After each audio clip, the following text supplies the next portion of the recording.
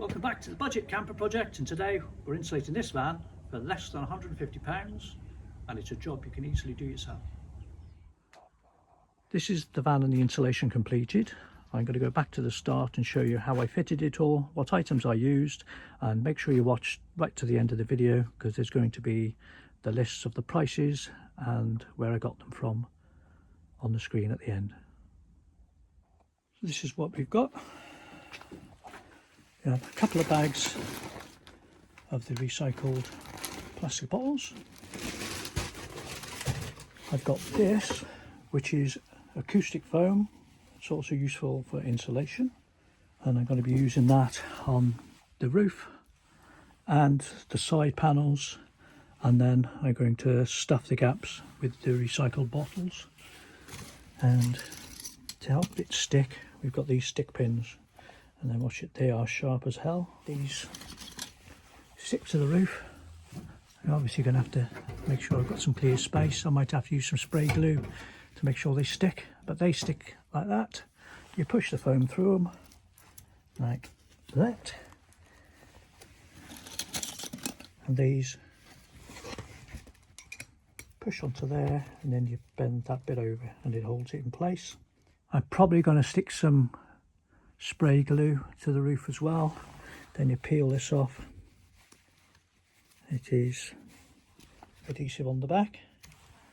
We'll stick all those in place with the adhesive and the pins, and hopefully that'll all stay put. I'm going to put some there at the front as well above the cab, which people don't always do. That's 2 sections done, and this stuff, luckily enough, the 1 metre wide fits really well in the gap between the 2 edges of the roof. That's the 4 roof sections done. I've not done that part yet. I'm going to get the side ones in next, and then see what size piece I've got left. I've got a little bit left there, but if I've got a nice big section I'll put it in there, but I want to make sure the side ones are done first. And I've done the inside panels that aren't doors, and so far I've used 2 sheets of the acoustic foam. While I think about it, this stuff, if you punch it up into small parcels,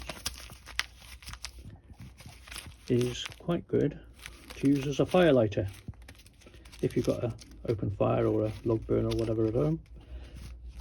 It's I don't know if it's the glue or the waxy nature of the paper, but yeah, if you've got a fire, hang on to that and give it a try. As I've got a couple of big bags of this, but I only need 1, I've decided not to cut up any more of the acoustic foam and just use these to stuff the doors. So that's what I'm going to do now.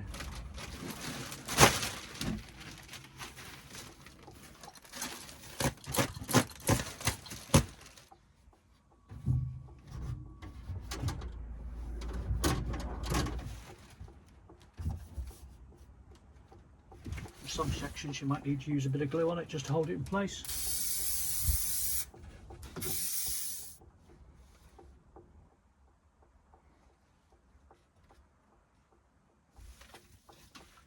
Just to make sure none of that comes out, I'm going to use some duct tape just to hold it in place until I get the panel on.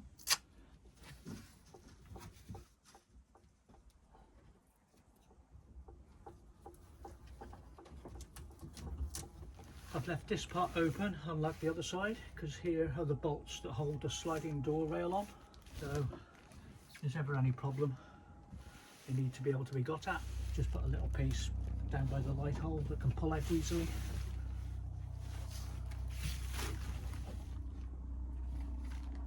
So it's important to make sure you can get to your light bulbs and so on from inside. Careful as you do things like this as well, because some of the edges are sharp. You can cut your hands to pieces. So give them a good feel first. Always put some duct tape around those as well, or something else just to help the sharp edges. I'm leaving the vent parts open, as ventilation is always a good idea. Helps with the condensation.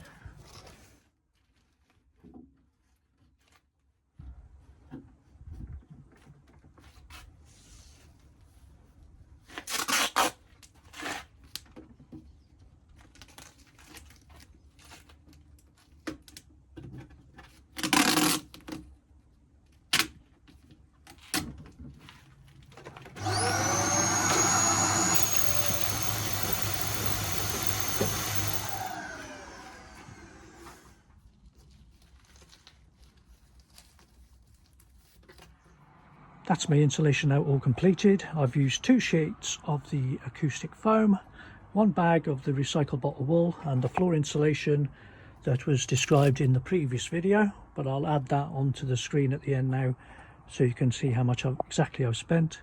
Other than the insulation, I've used the stick pins and half a tin of spray glue, so I'll include those on the prices as well. As you can see, it's something you can easily do yourself if you're DIY minded at all.